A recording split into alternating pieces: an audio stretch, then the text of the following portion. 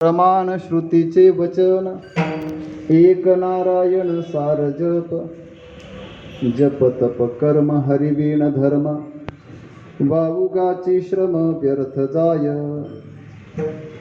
हरिपाठी गेले ते निवांतची ठेले भ्रमर गुंतले सुमन कळिके हरिमुखे म्हणा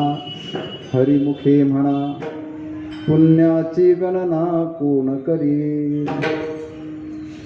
ज्ञानदेवी मंत्र हरिनामाचे शस्त्र ज्ञानदेवी मंत्र हरिनामाचे शस्त्र यमी कुळगोत्र वर्जियेले हरिमुखे म्हणा पुण्याची गणना कोण करी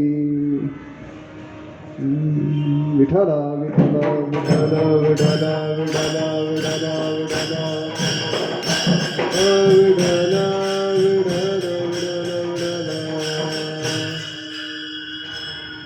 यं ब्रह्मा वरुणेन्द्र रुद्रमरुतस्तुन्वन्ति दिव्यैस्तवैर् वेदैः साङ्गपदक्रमोपनिषदैर्गायन्ति यं सामगाः ध्यानावस्थिततद्गतेन मनसा पश्यन्ति यं योगिनो यस्यान्तन्न विदुःसुरासुरगणा देवाय तस्मै नमः पाण्डुरङ्गा करो प्रथमा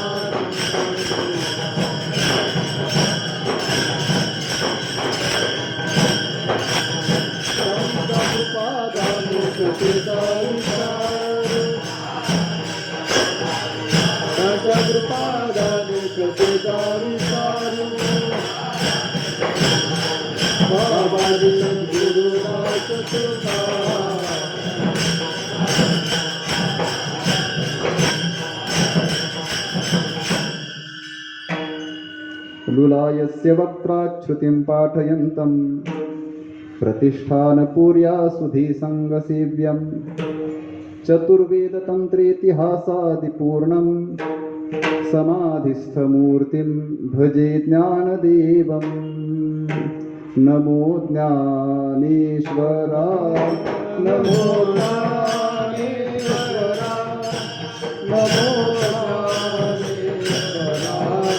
नमो ज्ञानेश्वरा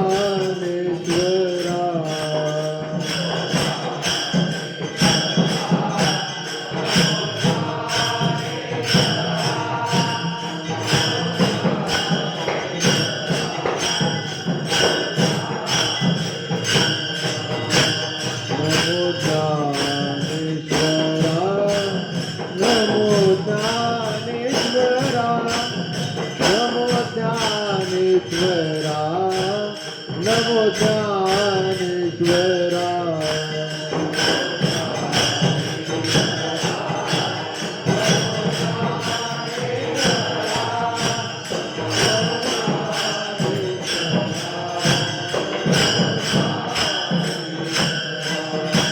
निवृत्ती उदारा गोपाल देवा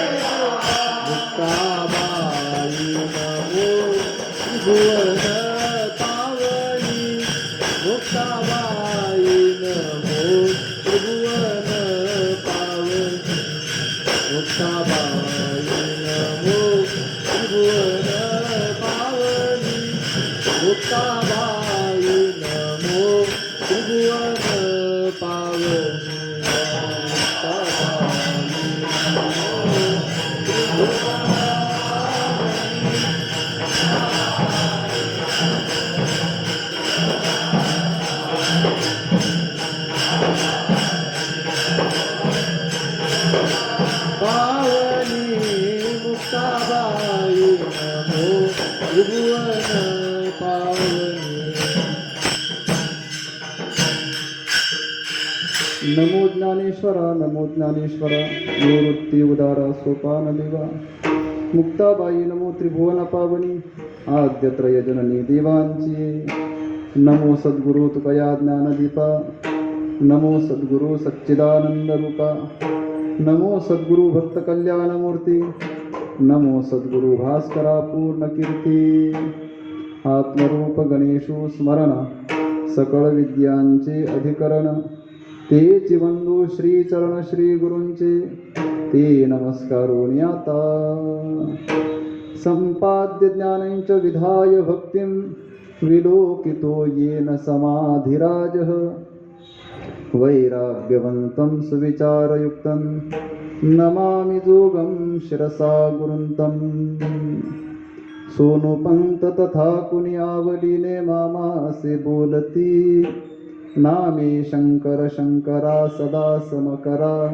निसंग जो सन्मती पुण्यश्लोक चितो वार करी संप्रदायाचा अध्वर्यो खरा शोभतो ऐशा संतवरा सदा शुभ करा दांडे करा बंदितो विठला विठला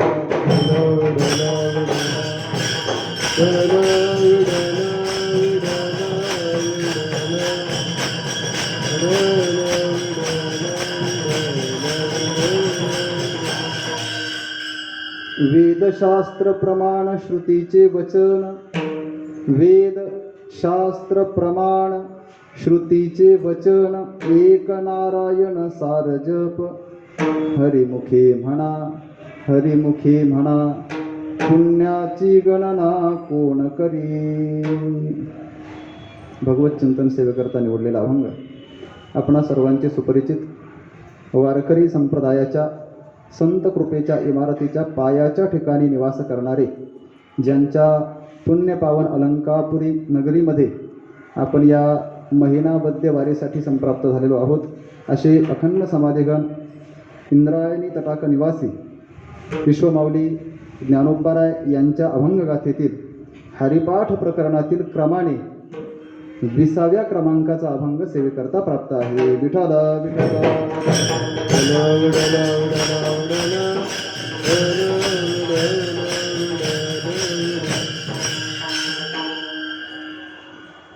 संत श्री तुकोबाराय गुरुकुल गाथा मंदिर द्वारा आयोजित महिना आळंदी क्षेत्राची वारी या वारीच्या निमित्ताने श्री क्षेत्र वैष्णव सदन भक्त शिरोमणी नामदेवरायांच्या पवित्र पावन दरबारामध्ये होणार असणारी आपली ही नैमित्तिक चिंतन सेवा हरिदिनी एकादशीची चिंतन सेवा आहे. क्रमाने हरिपाठाचं क्रमप्राप्त चिंतन करण्याकरता आपण उद्युक्त आहोत आणि पैकी आज सुरुवातीपासून क्रम पाहिला तर 20व्या क्रमांकाचा आणि खंडित क्रम पाहिला तर 3ऱ्या मालिकेतील 2ऱ्या क्रमांकाचा अभंग आपल्याला सेवेकरता प्राप्त आहे. तसं तर याच्याबद्दल शंकाच आहे, कारण जुन्या सगळ्या मालिका उचकून पाहिल्या त्या सगळ्याच जुन्या मालिकांमध्ये हा अभंग 3ऱ्या मालिकेत पहिला आहे. नामसंकीर्तन हा अभंग नंतर आलेला आहे आणि वेदशास्त्रप्रमाणे हा अभंग जुन्या कीर्तनकारांनी जुन्या टीकाकारांनी जुन्या चिंतनकारांनी कीर्तनकारांनी पहिल्यांदा म्हणण्याचा प्रघात होता. विठला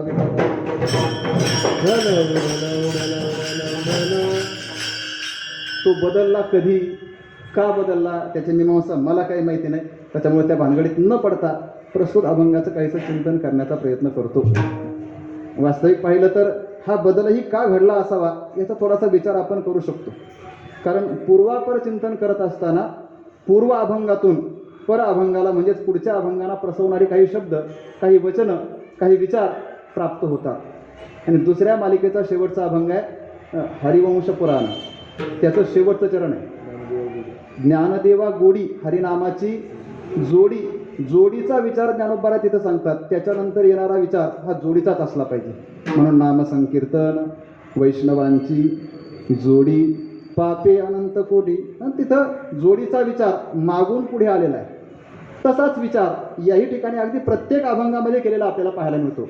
मागच्या अभंग जसं ज्ञानेश्वरीचं वर्णन करतात अध्यायोची अध्यायाते प्रसवे, मागच्या अध्यायाचा शेवटचा विचार हा पुढच्या अध्यायाच्या उपक्रमाला प्रसवणारा असतो. तसंच अभंगाचा शेवट किंवा अभंगाच्या शेवटच्या चरणातील काही अंश हा पुढच्या अभंगाला प्रसवण्यासाठी निमित्त अर्थात कारण ठरणारा असावा. विठाला विठाला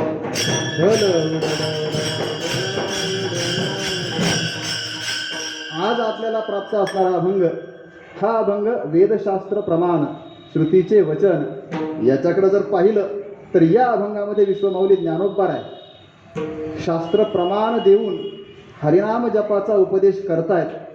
तत्संबंधी इतरांचे अनुभव आणि स्वतःचाही अनुभव ज्ञानोबा दाखल्या खातर देत आहेत. नामजप करावं, हरिनामजप करावं, नारायण नामोच्चार करावा, याच्यासाठी ज्ञानोबारायांनी परोपरीने प्रयत्न केला.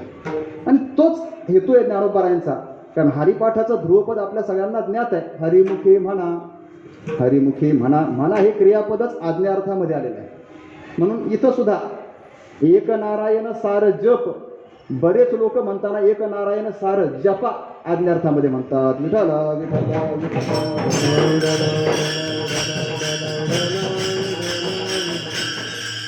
या अभंगामध्ये ज्ञानोबारायांनी काही प्रमाणांचा उल्लेख करून हरिनामाचा उपदेश केलेला आहे. हा करत असताना स्वतः सहित अनेक साधू संतांचा महात्म्यांचा दाखला दिलेला आहे.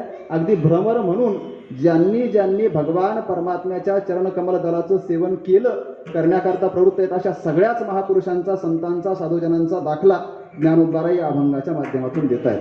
आणि हा देत असताना हेतू एवढाच आहे की सगळ्यांची प्रवृत्ती ही हरिनाम जपामध्ये व्हावी, भगवत भक्तीमध्ये व्हावी, नारायण नामोच्चारामध्ये व्हावी.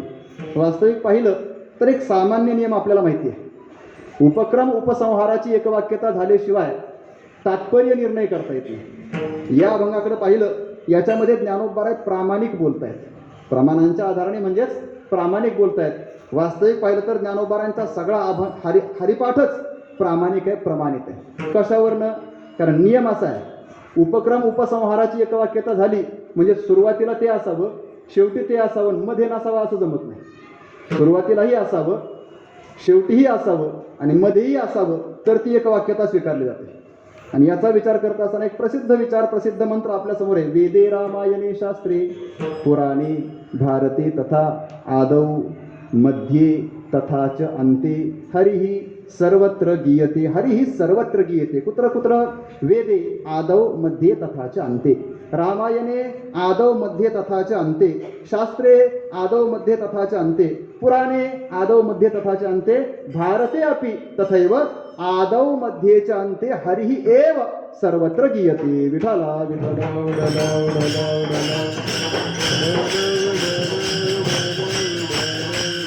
तसा तर हा पहिल्या चरणाचा विषय आहे.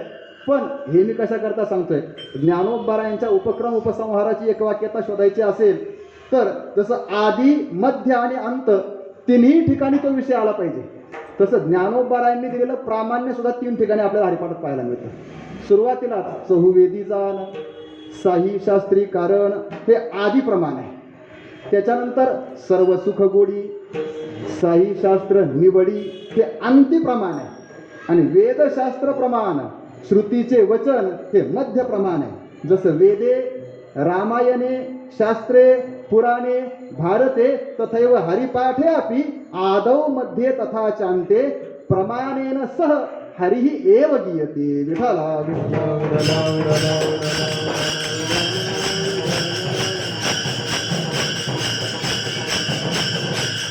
ज्ञानोबा प्रमाणात बोलतायत, प्रमाणाने बोलतायत. आता प्रमाणाचा विचार करायचा झाला तर प्रमाण कशाला म्हणावं हा एक स्वतंत्र विचार आहे. नैयायिकांनी त्याचा विस्ताराने विचार केला.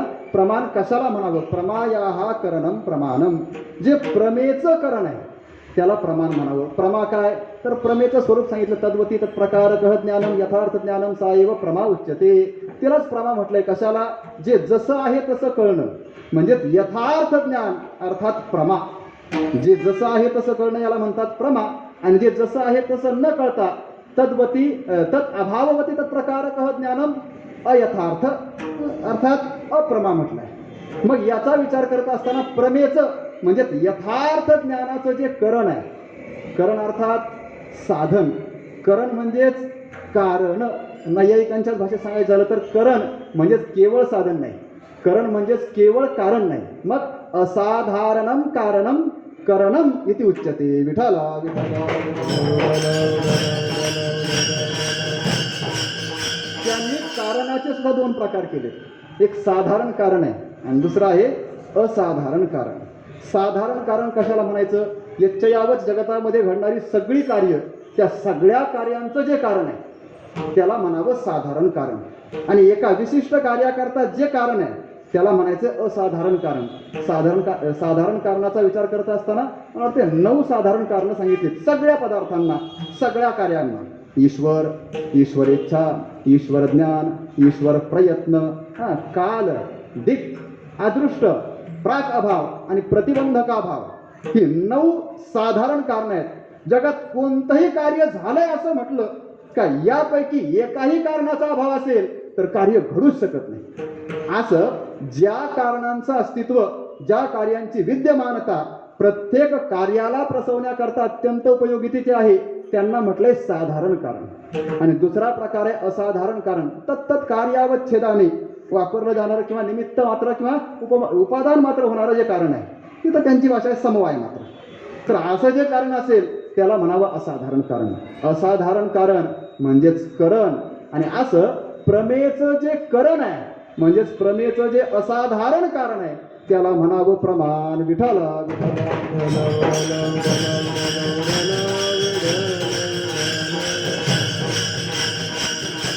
तसं तर प्रमाणांचा विचार शास्त्रीय दृष्टीने पाहिलं तर अनेक प्रकाराने.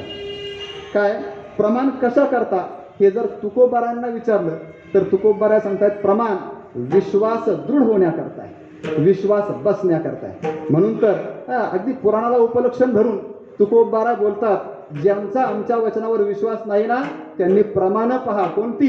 पुराण नावाची प्रमाण. तुका म्हणे नाही विश्वास जामनी, पाहावे पुराणी विचारू, पाहावे पुराणी विचारू.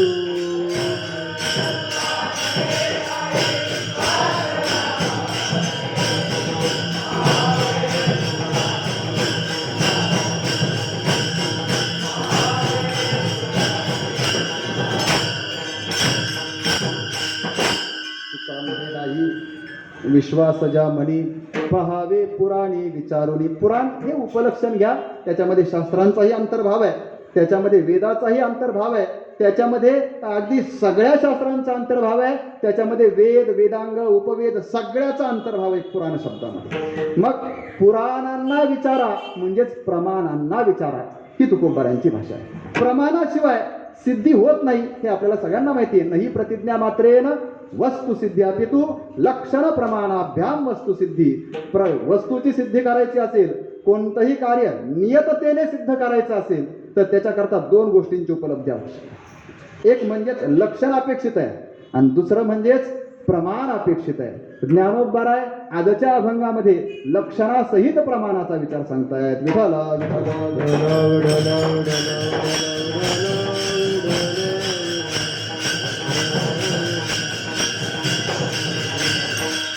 प्रमाण सांगावीच लागतात. आता प्रमाणांचा विचार करत असताना पुन्हा प्रमाण कुणी किती मानली हा प्रत्येक दार्शनिकाचा स्वतंत्र विचार आहे. चार्वाकासारख्यांनी एकच प्रमाण मानावं आणि वेदांतासारख्यांनी 6ही प्रमाण मानावेत. मध्ये कोणी 2 मानणार आहेत, कोणी 3 मानणार आहेत, कोणी 4 मानणार आहेत. त्याचा स्वतंत्र विचार आहे, विस्ताराला गरज नाही. फक्त सांगायचं एवढं, प्रमाण मानत असताना प्रत्येक जण भिन्न भिन्न प्रमाण मानतो. त्याच्यातही काहींनी काही प्रमाण प्रत्येकाने मानली. आता अनुमानासारखं प्रमाण नैयायिकांनीही मानलं आणि अनुमानासारखं प्रमाण वेदांत्यांनीही मानलं. पण वेदांत शास्त्रामध्ये प्रधान म्हणून शब्द प्रामाण्य आहे आणि नैयायिकांमध्ये प्रधान म्हणून अनुमान प्रमाण आहे. विठाला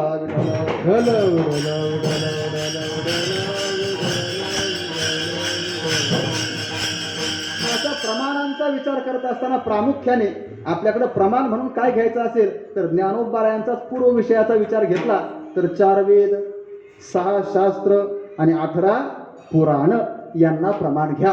काय म्हणतात ज्ञानोबराय? 4 वेदी जाण, 6 शास्त्री कारण, 18 ही पुराणी, हरिसी गाती. या सगळ्यांना प्रमाण म्हणून स्वीकारा आणि स्वीकारल्यानंतर काय मिळेल तर हरीचं गायन, हरीचं नामस्मरणच मिळेल.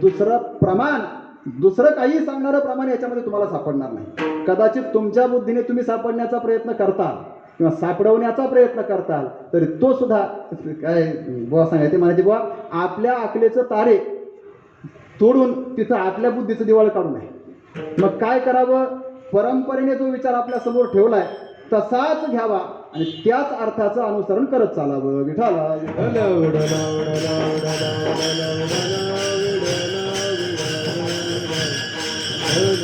ज्ञानोपाराय प्रमाणाच्या साह्याने बोलताय. आज प्रमाण सांगत असताना थोडासा संकोच करून बोलणार आहे आज मी. म्हणजे परंपरेने अभंगाचा अर्थ करत असताना थोडासा वेगळा केलेला आहे. वेद शास्त्र आणि प्रमाण म्हणून वेद शास्त्र पुराण यांचा सगळ्यांचं ग्रहण करावं असा एक सामान्यतः विचार आहे. पण मला थोडासा आज वेगळं करणारे प्रयत्न जमेल तसा बघू. ज्ञानोबाराय जे बोलतायत ते प्रमाणानेच बोलतायत. पण प्रमाण बोलत असताना ज्ञानोबारायांनी काय करावं? ज्ञानोबाराय प्रत्येक गोष्टीमध्ये सार पाहताय.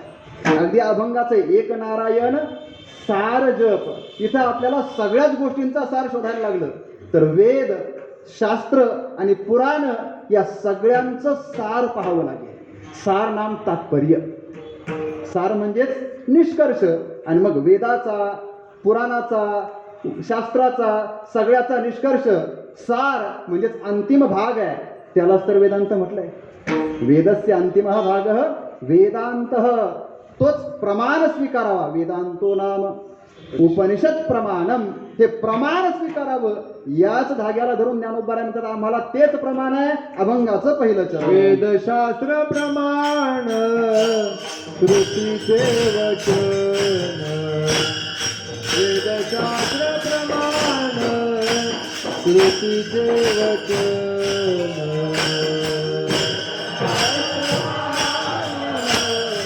श्रुतीचे वचन.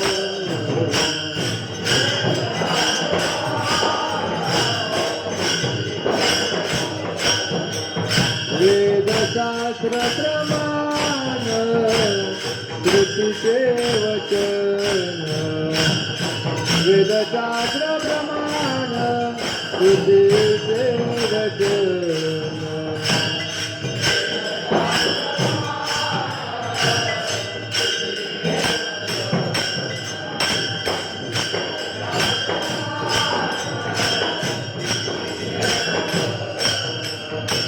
एक नारायण सार जप. एक नारायण सार जप. हरिमुखे म्हणा हरिमुखे म्हणा हरिमुखे म्हणा हरिमुखे म्हणा. एक नारायण सार जप. एक नारायण सार जप. हरिमुखे म्हणा हरिमुखे म्हणा हरिमुखे म्हणा. वेदशास्त्र प्रमाण श्रुतीचे वचन. इथं शब्दाची योजना करत असताना वेद शास्त्र प्रमाण. वेद आणि शास्त्र प्रमाण. पण असं करत असताना कर्मधारय समास बदलून वेद हेच शास्त्र प्रमाण. वेदांत हेच शास्त्र प्रमाण. आणि त्याचं प्रमाण जर सारतेने शोधायचं असेल तर श्रुतीचे वचन. कारण वेदांत शास्त्राला प्रमाण म्हणून 6ही मान्य आहेत. पण 6ही प्रमाणांमध्ये वेदांत शास्त्राला जर विचारलं प्रबल प्रमाण कोणतं तर तिथं वेद म्हणजेच शब्द प्रमाण हे प्रबल सांगितलं आहे. प्रधान म्हणून स्वीकारलेलं आहे. अगदी काय तुकोबारायांच्या गाथेमध्ये कधी कधी गौरव करताना तुकोबाराय करतात. पण तो काय शालीतून जोडा हाणण्या करता काय माहीत नाही. प्रत्यक्षाचा गौरव तुकोबारायांनी केला नाही असं नाही. प्रत्यक्षाशी काय द्यावे हे प्रमाण. प्रत्यक्षाला प्रमाण देण्याची काय गरज आहे. पण असं जरी प्रत्यक्ष असलं तर ते प्रत्यक्ष सुद्धा शब्दाच्या पुढं खुजं पडत आहे. प्रत्यक्ष सुद्धा शब्दाच्या पुढं न्यून ठरत आहे. हे त्याच्यातून दाखवून द्यायचंय. विठाला विठाला.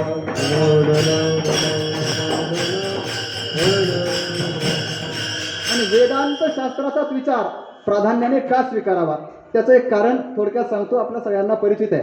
काय या सगळ्याच विश्वातल्या ज्ञानाचा विचार करत असताना ज्ञानाच्या नावाने गर्जना करणारे अर्थात आपल्या आपल्या पद्धतीने आरोळ्या ठोकणारे बरेच आहेत. प्रत्येकाची क्षमता जेवढी असेल तेवढा आवाज तेवढा ध्वनी प्रत्येक जण करतो.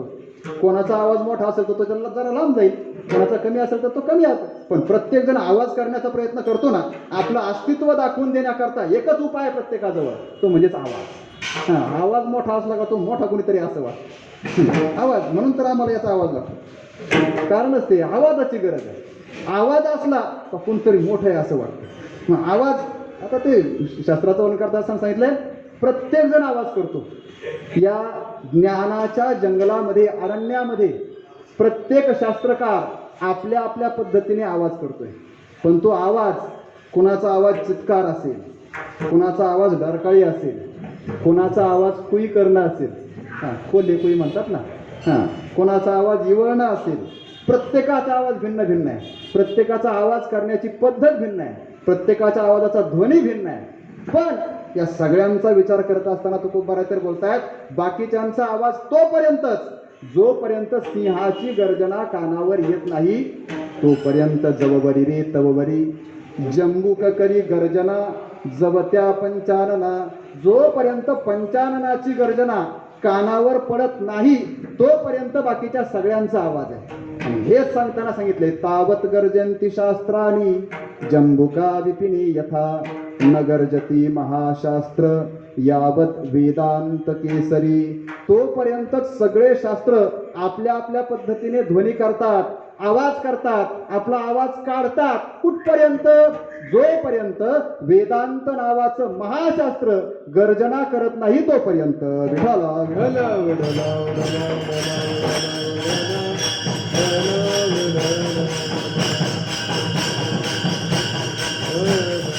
आणि म्हणून वेदांत शास्त्राचा आवाज आला, वेदांताचा ध्वनी कानावर पडला की बाकीचे सगळे ध्वनी शून्य होऊन जातात. म्हणून वेदशास्त्र वेदांत शास्त्र प्रमाण. याच्यातही प्रमाण श्रुती. काय श्रुती आणि स्मृती हे शब्द जास्त परिचित आहेत. श्रुती आणि स्मृती यांचा अर्थ तो तर आहेच त्याचा विशेष अर्थ, पण त्याचा एक अव्युत्पन्न अर्थही सांगितला जातो. जे श्रुती, श्रुत म्हणजेच ऐकून जे पुढे आलंय त्याला म्हणावं श्रुती, आणि स्मृती म्हणजेच जे ऐकलंय ते साठवलंय आणि मग स्मरण करून आठवून जे सांगितलंय त्याला म्हणावं स्मृती. स्मृतीचा विचार वेगळा आहे. श्रुती हा प्रत्यक्ष श्रोत्रेंद्रियाचा विषय आहे. श्रुती हा प्रत्यक्ष श्रोत्रेंद्रियाचा विषय आहे, आणि श्रोत्रेंद्रियाचा विषय जर शब्द असेल तर श्रुती म्हणजे शब्द प्रमाणे असं स्वीकारावं लागेल. विठाला विठाला. वेदांत शास्त्र शब्द प्रमाणाला प्राधान्य देणारा असेल तर वेदशास्त्र श्रुतीवचन प्रधान प्रमाण. म्हणजेच वेदशास्त्राला श्रुतीचं वचन शब्द प्रमाण हेच प्रमाण वाटतंय, आणि म्हणून वेदशास्त्र प्रमाण श्रुतीचे वचन. काय याचं तात्पर्य? या श्रुतीच्या वचनाचं वेदांत शास्त्राचं तात्पर्य काय? एक नारायण सार जप. एकच तात्पर्य आहे, एकच सिद्धांत आहे, एकच साधनभूत अंग आहे. अर्थात साध्य म्हणा हरकत नाही. जे प्राप्त आहे त्याचं नाव आहे नारायणाचा जप. जे सारभूत आहे, जे तात्पर्य म्हणून स्वीकारलेलं आहे. विठाला विठाला एक नारायण सार जप. विचार करताना टीकाकारांनी असाही विचार केला, काय हरिपाठ म्हणजे काय? हरे हे नामना पाठ, हरीच्या नामाचा पाठ म्हणजे हरिपाठ आहे. आणि मग इथं मधीच नारायण नाम कुठून आलं? नारायण नामाचा विचार का? तर काही टीकाकारांनी आता तो कितपत त्याचा विचार आहे, पण त्यांनी असा केला विचार की नारायण नाम हे विशेष अर्थाचं प्रतिपादन करण्याकरता आलंय. कोणता अर्थ? नारायण नामाने परमात्म्याच्या अव्यक्त निराकार नाही ज्या आकार या निर्गुण रूपाचं प्रतिपादन करावं हा हेतू असावा. विठाला विठाला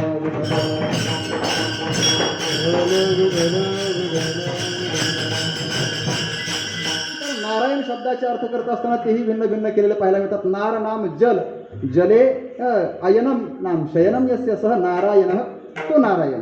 जलामध्ये जो वास्तव्य करतो त्याला नारायण म्हणावं, सामान्यतः अर्थ केला.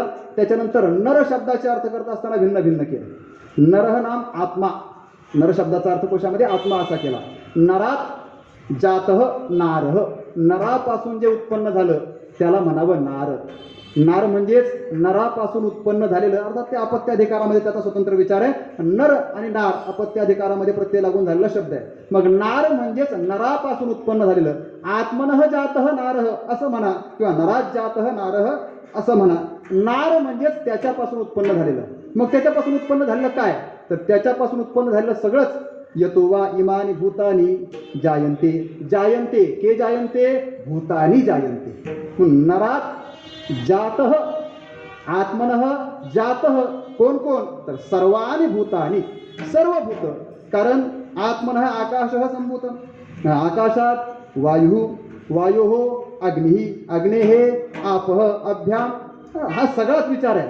सगळीच भूत आणि भौतिक कार्य सगळं जगत हे त्याच्यापासून उत्पन्न झाले. जयापासून सकळ महिमंडळ हे झाले. मग असा जो आहे तो या सगळ्याला म्हणायचंय नार.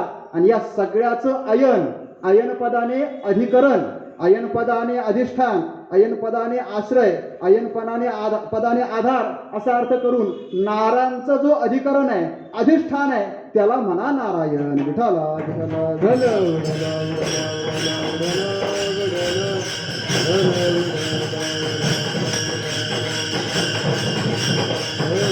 आणि अधिष्ठान म्हणून शुद्ध चैतन्याचं ग्रहण करावं हा विचार सर्वसंमत आहे. मग असा नारायण पदाने जो निर्देश आहे तो त्या परमात्म्याच्या शुद्ध स्वरूपाचा आहे. एक नारायण सार जप. आणि मग याच्या मंत्राचं उच्चारण करावं, कारण याच्या मंत्राचं उच्चारणच हेच सर्व कामफलदायक आहे.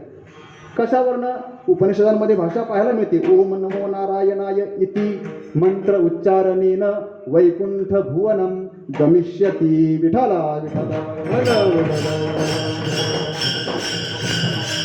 ओम नमो नारायणाय हा अष्टाक्षरम मंत्र आहे.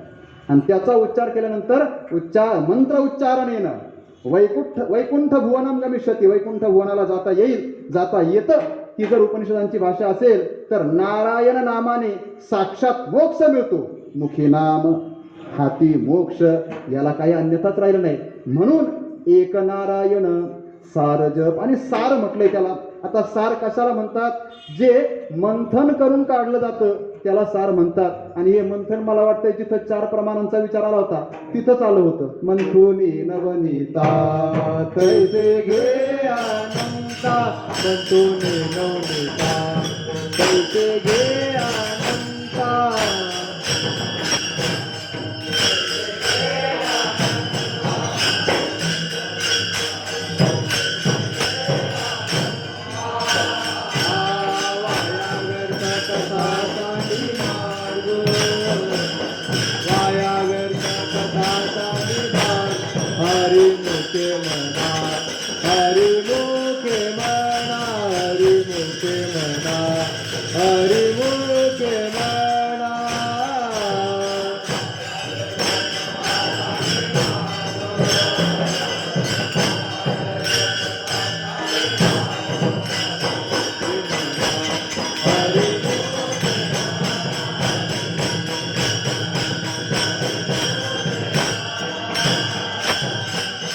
मंथुनी नवनीता सार काढण्याची पद्धत आहे. तसं हे सगळं वेद, शास्त्र, पुराण या सगळ्याचं, वेदांताचं, श्रुतीचं सगळ्यांचं सार आहे. काय? एक नारायण जप. एकच आहे ते म्हणजेच नारायणाचा जप. अर्थात इथला एक शब्द, हा एक शब्द नारायणाचा वाचक आहे असंही म्हणा, किंवा हा एक शब्द अन्य साधनांचा, अन्य उपासनांचा व्यावर्तक आहे असंही म्हणा. विठाला विठाला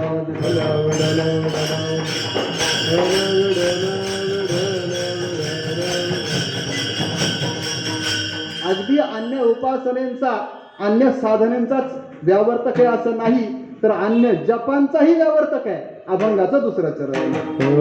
जप जप तप कर्म हरि वीण धर्म, जप तप कर्म हरि वीण धर्म.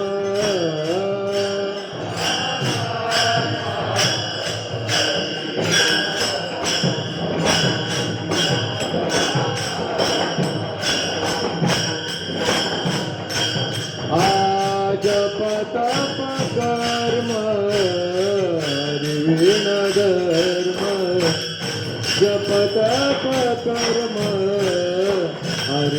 धर्म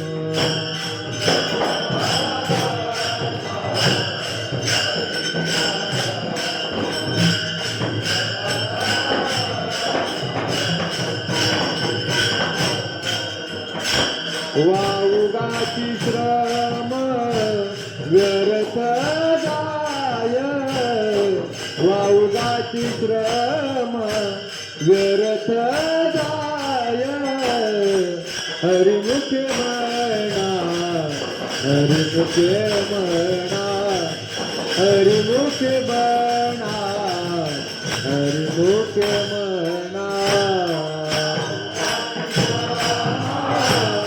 व्यर्थ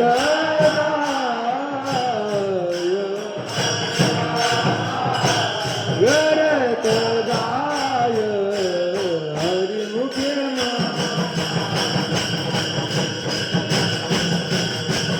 हरिमुखे म्हणा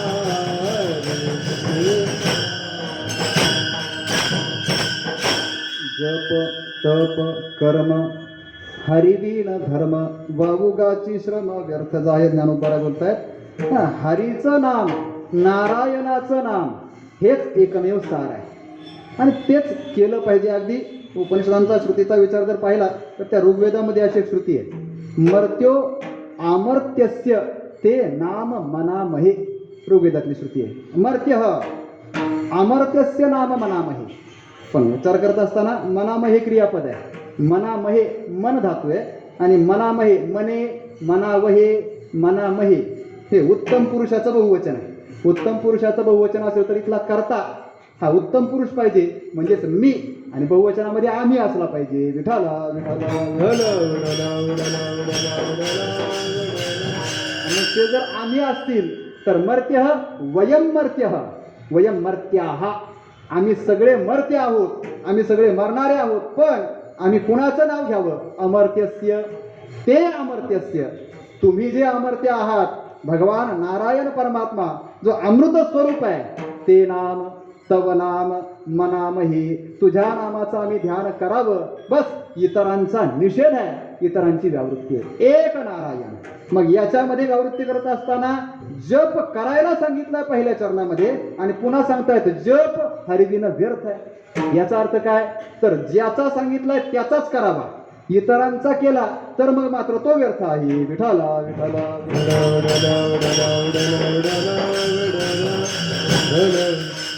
जप तप कर्म हरिविन धर्म जप तप कर्म धर्म.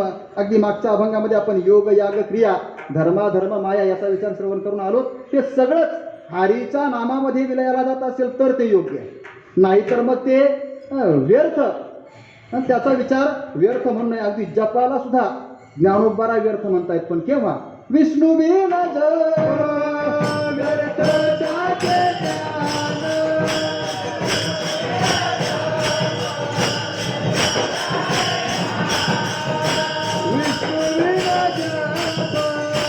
व्यर्थ त्याचे ज्ञान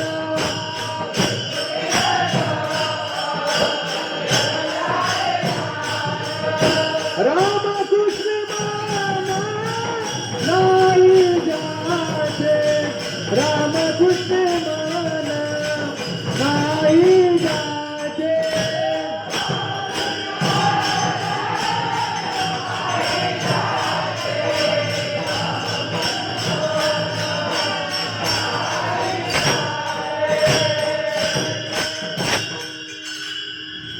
काय हरिपाठामध्ये व्यर्थ हा शब्द बऱ्याच वेळेला आला. आपण पामा म्हणाल मंथुनी नवनीता पैसे घे अनंता वाया व्यर्थ. व्यर्थ शब्द बऱ्याच ठिकाणी आला. वाया व्यर्थ उगच निष्कारण अशा अर्थामध्ये व्यर्थ जाणं याच्या अर्थामध्ये हा शब्द बऱ्याच वेळेला आला. पण तो केव्हा आला आणि त्याची व्यर्थता नक्की काय सिद्ध करणारी आहे याचा जर विचार केला तर ज्ञानोबारांना जपाचा निषेध नाही करायचा. ज्ञानोबारांना तपाचा निषेध नाही करायचा. कर्माचाही निषेध नाही धर्माचाही निषेध नाही. मग भगवान परमात्म्याच्या नामाशिवाय जपाचा निषेध आहे. भगवान परमात्म्याच्या नामाशिवाय तपाचा निषेध आहे. भगवान परमात्म्याच्या नामाशिवाय कर्माचाही निषेध आहे. आणि भगवान परमात्म्याच्या नामाशिवाय धर्माचा ते थोडंसं जास्त होईल कारण भगवान परमात्म्याच्या नावाशिवाय धर्म सिद्धच होणार नाही. हाच निज धर्म हा चोखडा. त्याच्याशिवाय जर कोणी धर्म म्हणत असेल तर त्याचा मात्र निषेध अर्थात व्यर्थत्व आहे. विठाला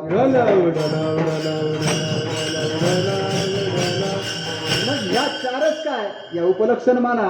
आणि जगात जेवढ्या काही साधना, कारण त्याच्या प्राप्तीचे अनेक मार्ग आहेत. मार्ग बहुत असती, वर्णन आहे, अनेक मार्ग आहेत. या सगळ्याच मार्गांचा विचार करत असताना त्याच्यामध्ये व्यर्थत्व येतं किंवा नामाशिवाय असेल तर चित्त नाही नामी तरी ते व्यर्थ, चित्त नाही नामी.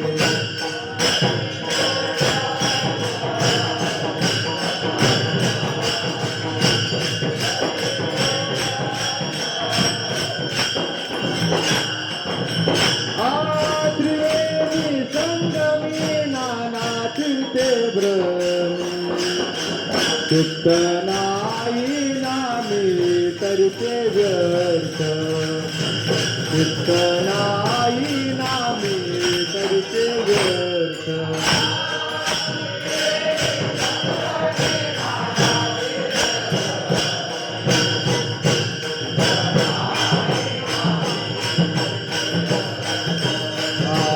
चित्त नाही नामी तरी ते व्यर्थ,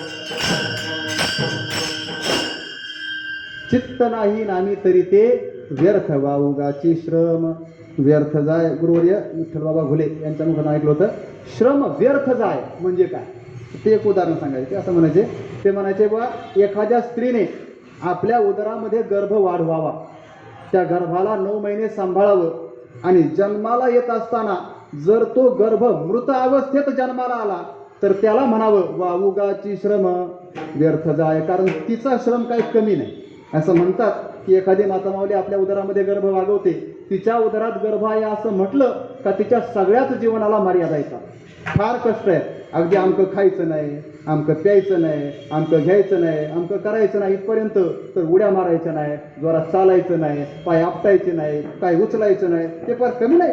श्रम आहे ते. आपल्याला वाटतं ऐकतं आहे सगळं, पण त्याच्यात काय श्रम आहे हे ते काय ते जावे त्याच्या वंशा तेव्हा कळे. आणि हे सगळे श्रम केले पण ते वावगे व्यर्थ. किंवा जर जन्माला येणारं बाळ जन्मताच मृत अवस्थेत जन्माला आलं तर वावगाची श्रम व्यर्थ जाय. तसंच आहे, जपतपादी सगळ्या साधना केल्या, त्याच्यामध्ये तप म्हणजेच आटणी करणे सायाच आहे, श्रम आहे. कर्म कठीण नाही, फार कठीण आहे. धर्माचा विचार तितकाच कठीण आहे. पण हे सगळंच साधन कठीणतेने श्रमाने अट्टहासाने केलं, पण हे करत असताना याच्यामध्ये जर नामस्मरण नसेल, हरिनामाचा जप नसेल, नारायण नामाचा जप त्याच्यामध्ये अनुस्यूत नसेल तर मग मात्र हे सगळं वाया व्यर्थ जाय. विठाला विठल विठल विठल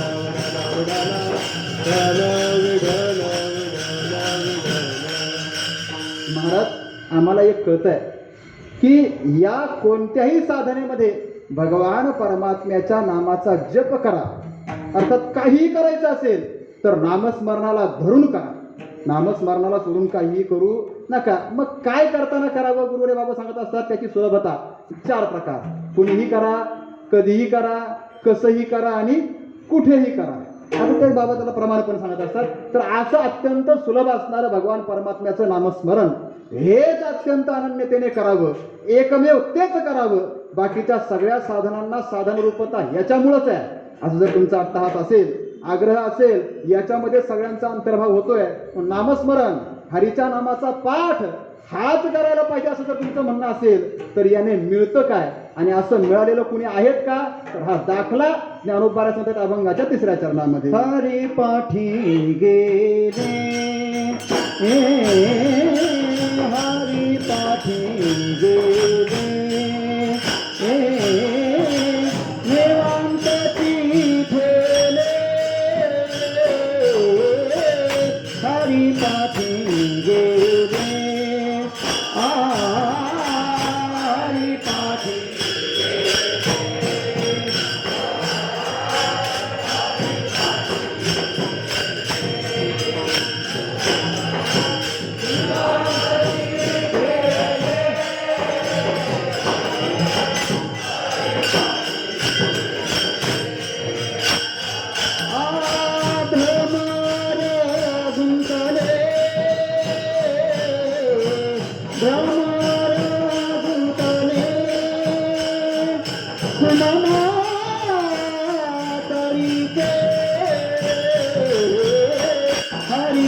नको म्हणा,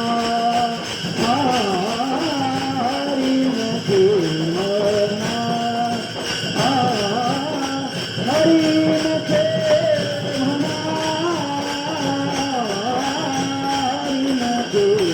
म्हणा,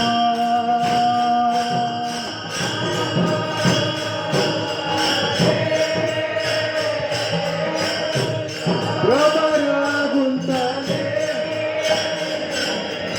सुमन कळिके, हरी नको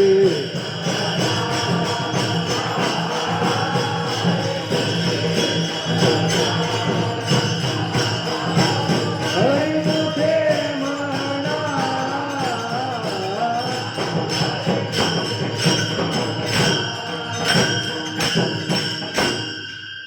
हरिपाठी गेले ते निवांतची ठेले, भ्रमर गुंतले सुमन कळिके. ज्ञानोबा आहे हरिनामाच्या, नारायण नामाच्या उच्चाराचा, जपाचा परिणाम अर्थात फल सांगतायत. काय ते निवांतची ठेले, त्यांचं जीवन निवांत झालं. आणि असं कोण आहेत? असं एक नाही, भ्रमर गुंतला नाही, भ्रमर गुंतले अनेक वचनी आहेत. अनेक भ्रमरांनी आतापर्यंत या भगवान परमात्म्याच्या नाम नावाच्या सुमन कलिकेचं आस्वादन केलेलं पाहायला मिळतं. विठाला विठाला विठाला विठाला विठाला. हरिपाठी गेले, हरीच्या पाठामध्ये गेले, म्हणजे हरे हे नाम हा पाठ हरीच्या नामपाठामध्ये गेले. हरीच्या नामपाठामध्ये ज्यांनी आपलं सर्व साधन, आपल्या सर्व साधनांना अंतर्भूत केलं, त्याच्यामध्ये उतरवलं, त्यांच्या जीवनामध्ये काय झालं तर ते निवांतची ठेले, ती निवांत होऊन राहिली. निवांत निश्चिंत, निवांत कृतकृत्य, निवांत तृप्त, निवांत परिपूर्ण, ते परिपूर्ण झाले. आणि अगदी शब्दशः अर्थ करायचा झाला तर निवांत म्हणजे थोडासा असं करता येईल, निर्गत वांत यस्मात् सह निवांत. विठाला विठाला विठाला विठाला विठाला. वांत हा शब्द वमनासाठी पर्यायी आहे. वांत म्हणजेच काय? वमन. एखाद्याला पित्त झालं, पित्त, आणि मग पित्त झाल्यानंतर त्याला मळमळ होते, जशी गाडीत बसल्यानंतर होते, ते काही काही होते. तर ते मळमळ होते का? आतमध्ये ते पित्त साचलेलं असतं, ते पित्त खवळलेलं असतं असं म्हणतात, पित्त खवळलं. तर ते पित्त खवळलं का मळमळ होते. आणि तो जोपर्यंत ते पित्त मळमळ आतमध्ये खवळलेलं आहे तोपर्यंत ते शांत होत नाही, तोपर्यंत तो असं समाधानी बसत नाही. काही झालं तो शांत दिसतो, पण त्याच्या आतमध्ये अशी मनाची, इंद्रियांची, शरीराची कालावूर चाललेली असते, त्याला ते सहनच होत नाही. का? आतमध्ये पित्त खवळ आहे. पित्त म्हणजेच ते वांत आहे, वमन आहे ते आतमध्ये. जोपर्यंत ते वमन, ते वांत, ते पित्त बाहेर पडत नाही तोपर्यंत त्याला समाधान प्राप्त होत नाही. निवांत होणं म्हणजेच निर्गतवांत होणं, आतमध्ये असणारं सगळं पित्त, आतमध्ये असणारं सगळं वमन बाहेर पडणं आणि समाधानी होणं आहे. विठाला विठाला विठाला विठाला विठाला विठाला विठाला.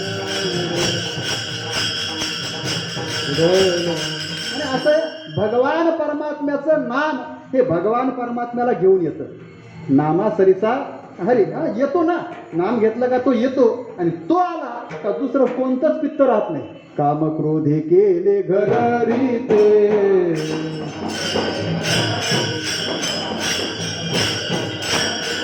तुका म्हणे देह भरिला विठ्ठले, तुका म्हणे देह भरिला विठ्ठले,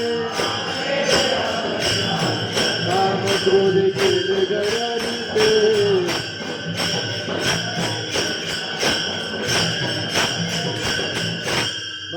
पित्त सगळं पडून गेलं. एखाद्याला पित्त आलं म्हणतात काय ते पित्त. आता पित्त मारण्याच्या दोन पद्धती आहेत. हा, पित्त काय काय गोळ्या खाऊन आवरण्याचा प्रयत्न करतात, पण गोळ्या खाऊन कितीही आवरा ते 2 दिवसांनी परत त्रास देतं. पित्त जर झाला असेल तर एकच पर्याय, घशात बोटं घाला आणि ते बाहेर काढा. पडलं पाहिजे ते, असं म्हणतात. पित्त पडलं आणि मग मला जरा बरं वाटलं. निवांत होणं म्हणजे ते पित्त बाहेर पडणं, ती मळमळ सगळी बाहेर पड. बऱ्याच वेळेला आतमध्ये लई मळमळ असते, ती जोपर्यंत बाहेर पडत नाही ना तोपर्यंत माणूस निवांत होत नाही. विठाला विठाला विठाला विठाला. हरिपाठाचा हा परिणाम आहे, निवांतची ठेली. उदाहरण, भ्रमर, अनेक भ्रमर आहे. एकच नाही, होऊनी भ्रमर पाऊलाचे सुख घेती भक्त मुख लावूनिया, घेती भक्त मुख लावूनिया, घेती भक्त मुख लावूनिया, होऊनी भ्रमर पाऊलाचे सुख घेती भक्त मुख लावूनिया, घेती भक्त मुख लावूनिया, घेती भक्त मुख लावूनिया. काय भ्रमर दोन सापडतात संत वाङ्मयामध्ये. एका भ्रमराला उपदेश केलेला पाहायला मिळतो आणि एक भ्रमर अधिष्ठान म्हणून, आधार म्हणून, आपल्याला मार्गदर्शक स्तंभ म्हणून पुढे ठेवलेला पाहायला मिळतो. हे जे भ्रमर आहेत ना, भ्रमर गुंतले सुमन कळिके किंवा होऊनी भ्रमर पाऊलाचे सुख घेती भक्त मुख लावून या, भक्त मुख लावून या, भ्रमर होऊन या, पाऊलाचे सुख घेती. विठाला विठल विठल विठल विठल. हरिनामाने ज्यांची जिव्हा ओलावली आहे असे सगळेच भ्रमर त्यांनी काय केलंय, भक्त होऊन, भ्रमर होऊन पाऊलाचं अर्थात हरिनाम उच्चाराचं, नाम जपाचं सुख घेतलंय. भ्रमर गुंतली सुमन कळिके एक भ्रमर आहे आणि दुसरा भ्रमर आहे जो आपल्याला ज्ञानोबाराय म्हणतात. ज्ञानोबाराय म्हणतात तुम्हीही भ्रमर आहे पण तुम्ही नको तिकडं ऋणुझुनू करताय. ऋणुझुनू ऋणुझुनू ऋणुझुनू ऋणुझुनू रे भ्रमरा, साठी तो गुणू रे भ्रमरा, साठी तो गुणू रे भ्रमरा. ऋणुझुनू ऋणुझुनू ऋणुझुनू ऋणुझुनू ऋणुझुनू ऋणुझुनू रे भ्रमरा, साठी तो गुणू रे भ्रमरा, साठी तो गुणू रे भ्रमरा.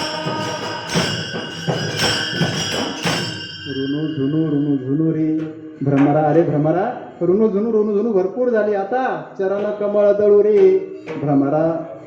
काय भोगी तू निश्चळू रे, हा निश्चळू चरण कमळ दळू भोगी रे भ्रमरा. भ्रमरा निश्चळ हो आणि चरण कमळ दळाचं आस्वादन कर. भ्रमर गुंतली सुमन कळिके. मार्गदर्शक भ्रमर गुंतलेत. आता मार्गाचं अनुसरण करणाऱ्या साधक रूपी भ्रमराने हेच करावं, चरण कमळ दळू रे भ्रमरा.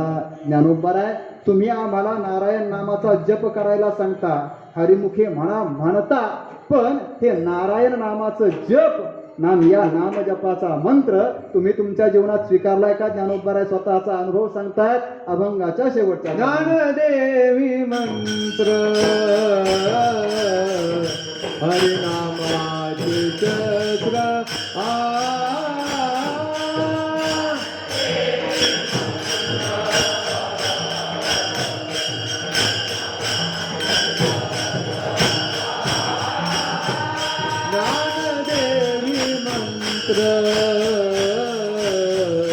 हरिनामाचे चक्र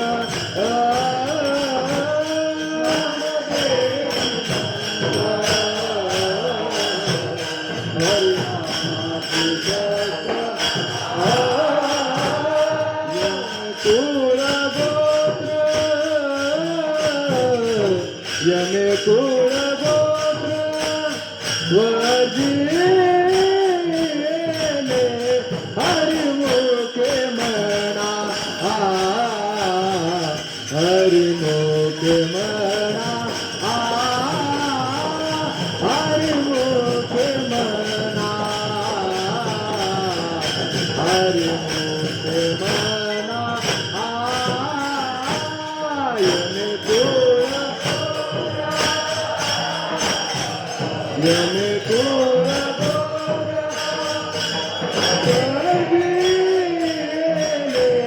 हरिमुखे म्हणा, हरिमुखे म्हणा, ते म्हणा.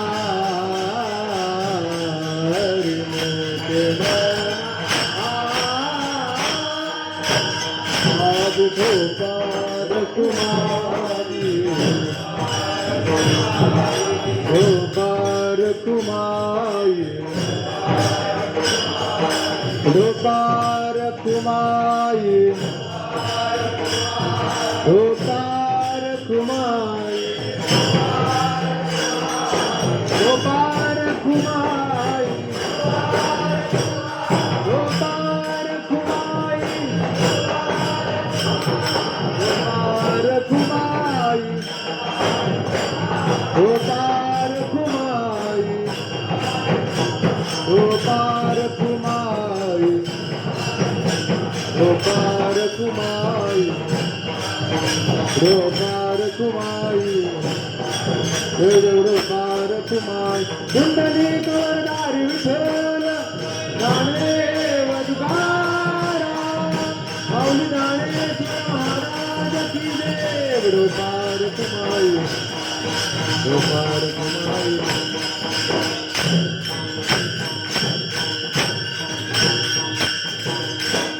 ज्ञानदेवी मंत्र हरिनामाचे शस्त्र यमे कुळगोत्र वर्जिले हरिमुखे म्हणा पुण्याची गणना कोण करी. विश्वमौली ज्ञानोपाराय बोलतायत तर माझ्या जीवनामध्ये सुद्धा हा हरिनामाचा मंत्र हेच शस्त्र आहे आणि त्याचा परिणाम असा झाला यमे कुळगोत्र वर्जिले. काय हरिपाठामध्ये प्रत्येक अभंगाच्या शेवटी ज्ञानोपाराय आपली मुद्रा वापरतात, पण ती वापरत असताना कधी ज्ञानदेव अशी येते, कधी ज्ञानदेवा अशी येते आणि कधी ज्ञानदेवी अशी येते.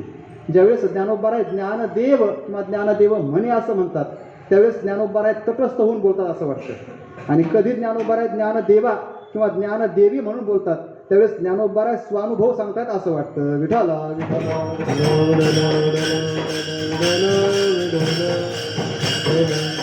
पहिल्याच अभंगामध्ये ज्ञानदेव म्हणे व्यासाची खुणा.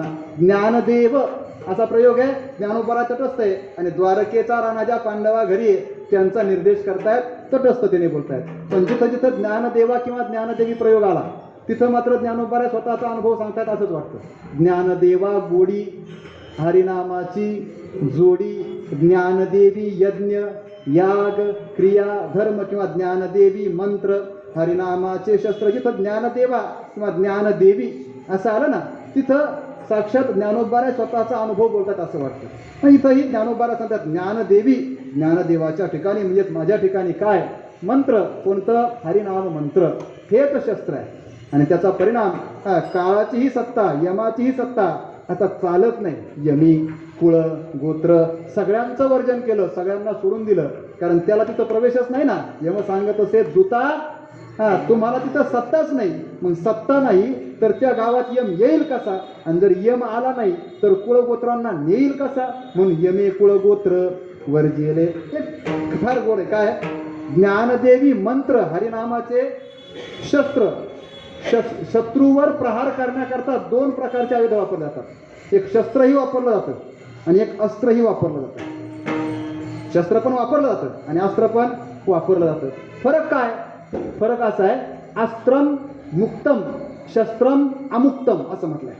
कोशामध्ये वर्णन आलंय अस्त्र ते जे प्रहाराकरताच वापरलं जातं, पण मुक्त म्हणजे फेकून मारण्याकरता जे वापरलं त्याला म्हणायचं अस्त्र. फेकून मारलं आता आपल्या हातात राहिलं का? नाही. पण शस्त्र ते ज्याने शत्रूवर प्रहार केला पण ते आपल्या हातातून सुटलं नाही. तलवार शस्त्र आहे, बाण अस्त्र आहे, भाला अस्त्र आहे असं म्हणा. जे मुक्त आहे त्याला अस्त्र म्हणा आणि जे अमुक्त आहे त्याला शस्त्र म्हणा. ही जर कोशाची भाषा असेल तर ज्ञानोबाराय हरिनाम मंत्राला शस्त्र म्हणतात, अस्त्र म्हणत नाही. अस्त्र शब्दामध्ये अस धातू आहे, अस्य ते नाम क्षिप्यते टाकणे अर्थामध्ये. मग जर याला अस्त्र म्हटलं तर हे टाकलं जाईल आणि नाम आम्हाला टाकायचं नाही. मग नाम आम्हाला आमच्या कंठामध्ये धारण करून ठेवायचं आहे. नाम आम्हाला आमच्या जीवनामध्ये आपल्या जीवनाचा अविभाज्य घटक करून ठेवायचे आहे. नियम आहे, तृप्ती झाली जैसी साधने सरती आपैसी. नाम आम्ही साधन म्हणून वापरत असू, पण साध्य सिद्ध झाल्यानंतर सुद्धा हे साधन आम्हाला टाकायचं नाही. याच्याकरता अस्त्र शब्दाचा प्रयोग न करता शस्त्र शब्दाने ज्ञानोबाराय सांगतात ज्ञानदेवी मंत्र हरिनामाचे शस्त्र यमे कुळगोत्र वर्जिले. आणि मग माझा अनुभव आहे, अनेक संत भक्त भ्रमरांचाही हाच अनुभव आहे. वेदशास्त्र पुराणादिकांचंही तात्पर्य हेच आहे, सगळ्याचा सार हाच आहे. तर मग आता आपण सुद्धा सगळे हरिमुखे म्हणा, हरिमुखे म्हणा. पुण्याची गणना कोण करी ज्ञानेश्वर माऊली ज्ञानराज माऊली तुकाराम. जय जय ज्ञानेश्वर माऊली ज्ञानराज माऊली तुकाराम. जय जय ज्ञानेश्वर माऊली ज्ञानराज माऊली तुकाराम. ज्ञानेश्वर माऊली ज्ञानराज माऊली तुकाराम.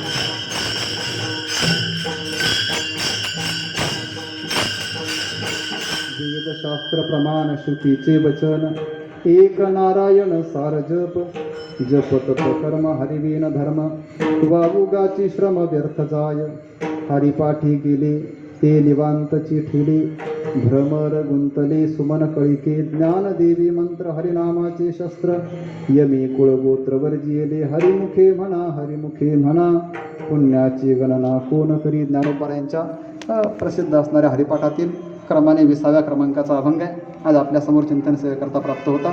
आपल्या अल्पबुद्धीने जसं जमेल आपल्या सर्वांच्या कृपेने विश्वमाऊली ज्ञानोबा तुकोबा यांच्या कृपेने सद्गुरू जोग महाराज गुरुदेव बाबा आदी सकल संत आचार्य यांच्या कृपा आशीर्वादाने माझ्या अल्पमतीने जसं चिंतन करता येईल तसं करण्याचा प्रयत्न केला. बोलत असताना एखादा अपशब्द किंवा अपसिद्धांत गेला असेल तर तो माझ्या वाणीचा दोष आहे.